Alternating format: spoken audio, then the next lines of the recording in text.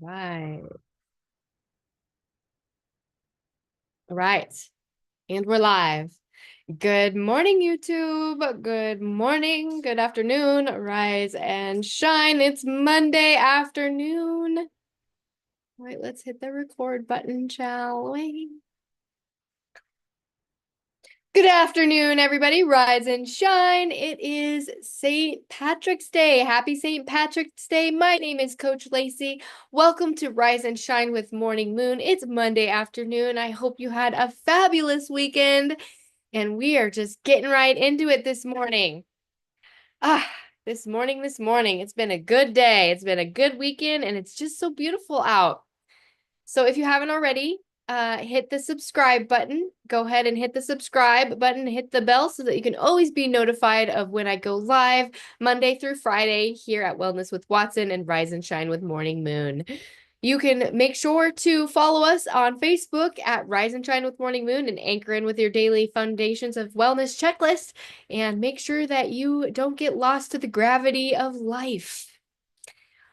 It's Monday. Happy Monday, everybody. Happy Monday. Today we're going to talk about some real shit. As always, I had such a great weekend. It was so good. And I went to the Taquillo Project with a friend of mine at Snowy Owl Theater, and it was so absolutely fabulous. If you haven't heard of the Taquillo Project, look them up on YouTube. Drums. Oh my gosh, it was so amazing.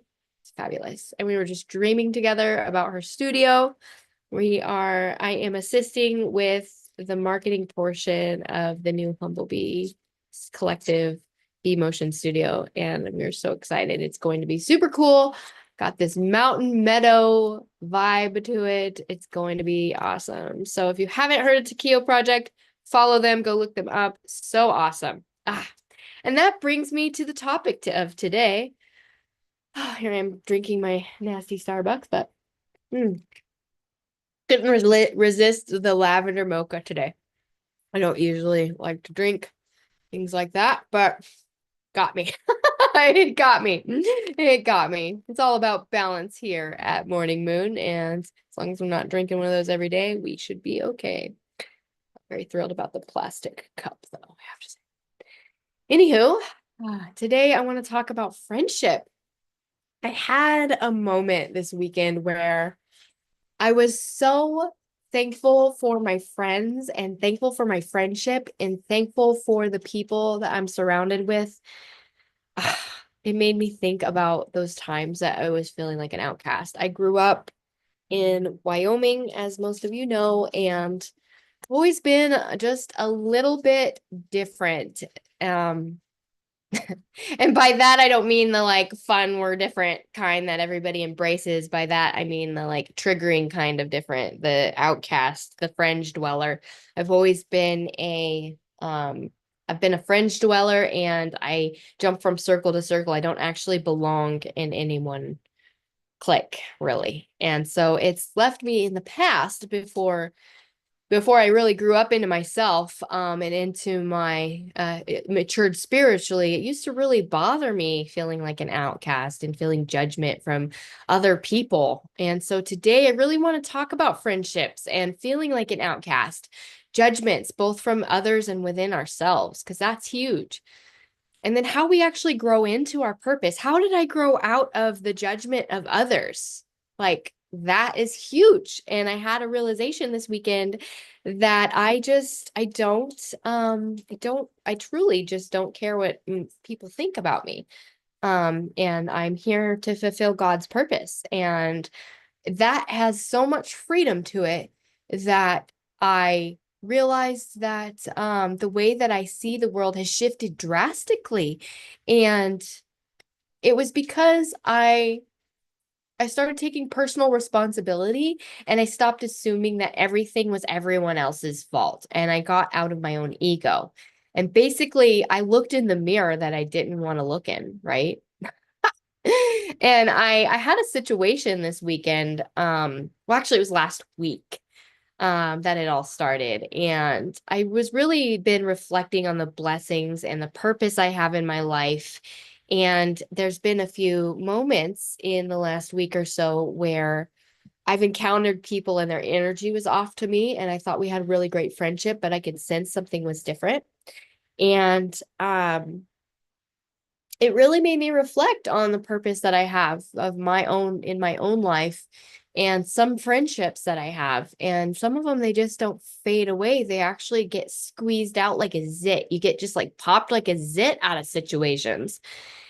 And I really honestly think that God does this on purpose because when we start to spiritually mature, people who don't align can't hold on to us and they can't even hold on to themselves. And it used to be that I thought that it was me and I didn't fit in because people were judgmental. There's something wrong with me.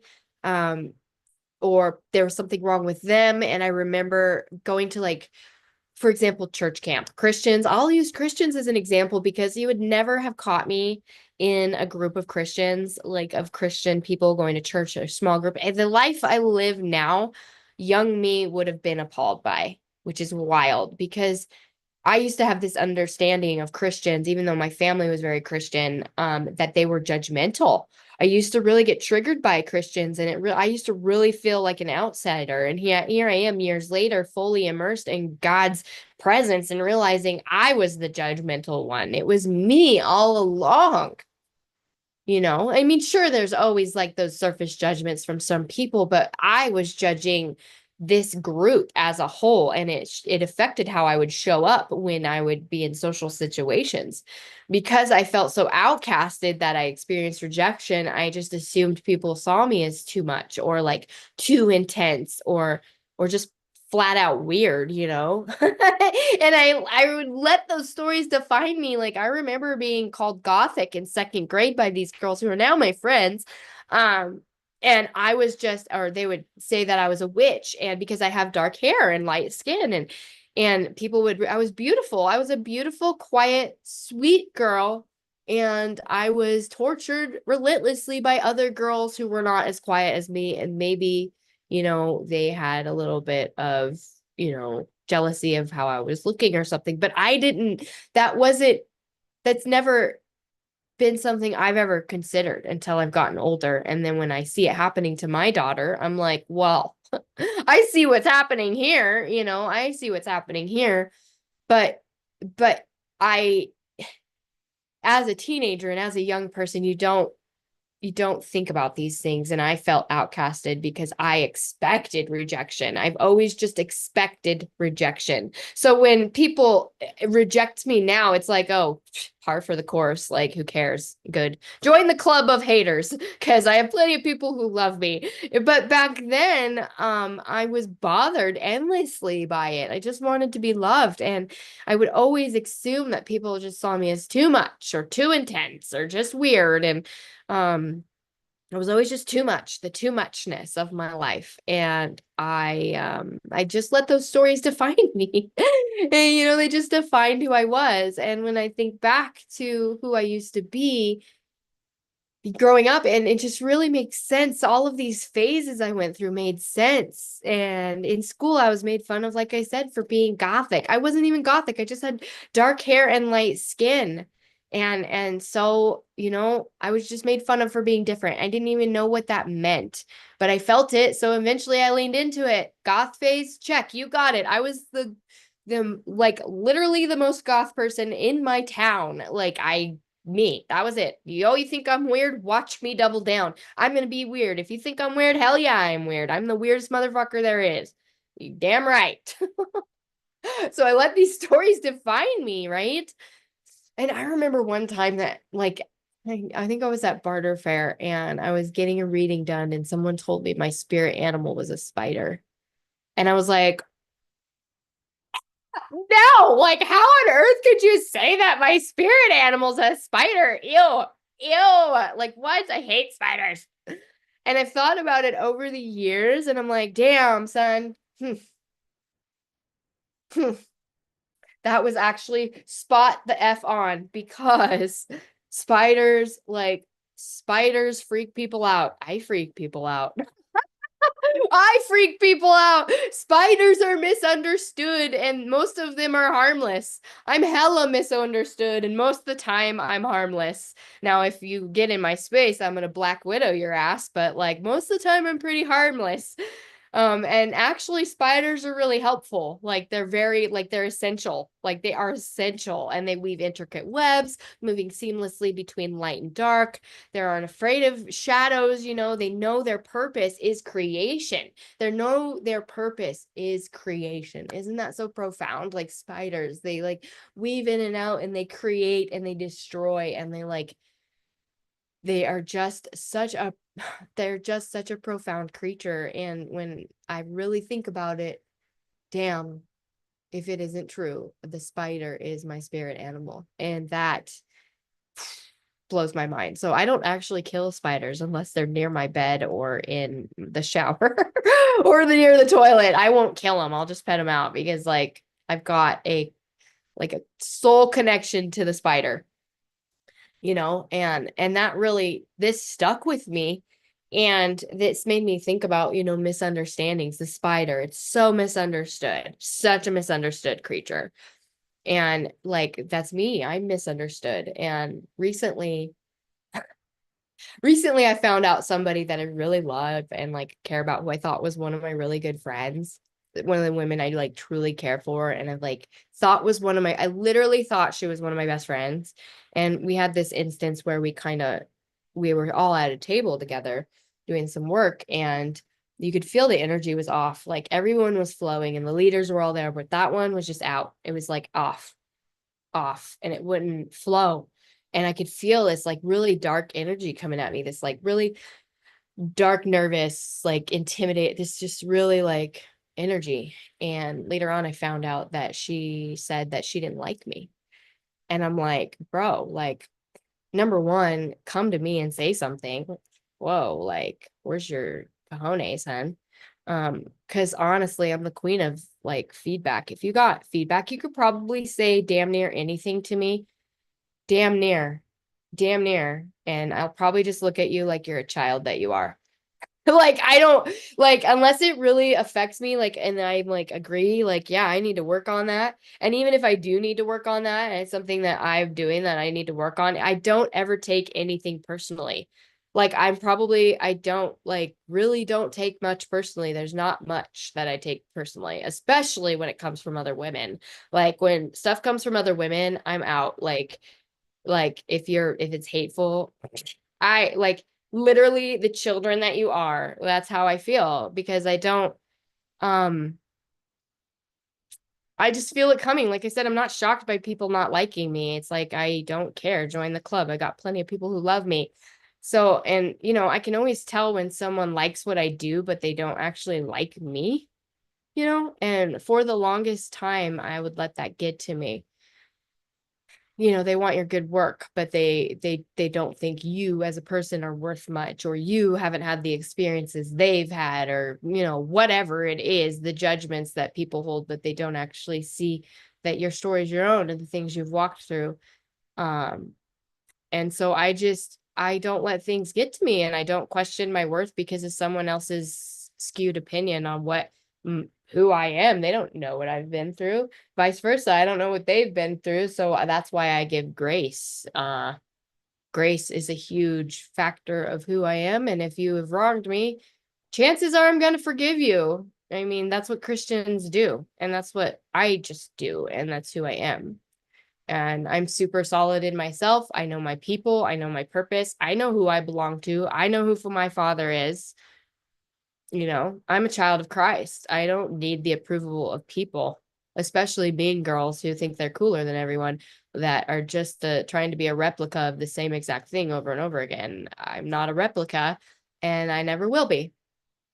So, some people are just blinded by the light. And when someone stands in their power, radiating unapologetic passion, it's blinding if you're not ready for it. It's blinding. And I'm sorry, too bad. So sad. I don't care. Like, so, people adjust their vision or they don't. They might see the beauty in what you have to offer or what I have to offer, or they don't. And who cares? Like, God bless them. God bless you, honey. Bye. Like, bye. Don't come back around saying you want to be my friend. You can apologize, but after that little thing, um, after once someone has said to somebody else they don't like me and then they try to be friends with me, I will accept the apology and I'll say yeah and I'll forgive them and it's good and I don't hold any grudges, but the door to the party is closed. Like, you cannot enter Cartman land. We ain't going there no more. Like, you can't come to my life, can't come to the party if you don't like me. Like, you just can't. So if things start happening in my life that are good, you won't be a part of it. Too bad. Like, I don't hang out with people who don't value me in my, especially during my hardest times in my life, right? So, I've been really sitting with myself and what I have to offer the world, and like and that verse, the God will restore all the years the locust has eaten. I have been through so much shit that I have caused for myself, and I have gone through so much shit that just has happened that I had nothing to do with, that it's time for my life to have a little blessing. But for that to happen, I have to pour into others and I have to give my gifts to others. And I really had this revelation the other day about Aquarius, the water bearer. Oh my God. Like, I'm always been like, what is my sign? What is the point of my sign? I don't get it. Like, please don't get it. Like, I don't connect to this. I know Aquarians are weird, like, whatever. I connect to that. I connect to everything about the Aquarius except for the water bearer. I'm like, I never got it. Never got it. This week I got it because my cup's finally full and I can hold the water.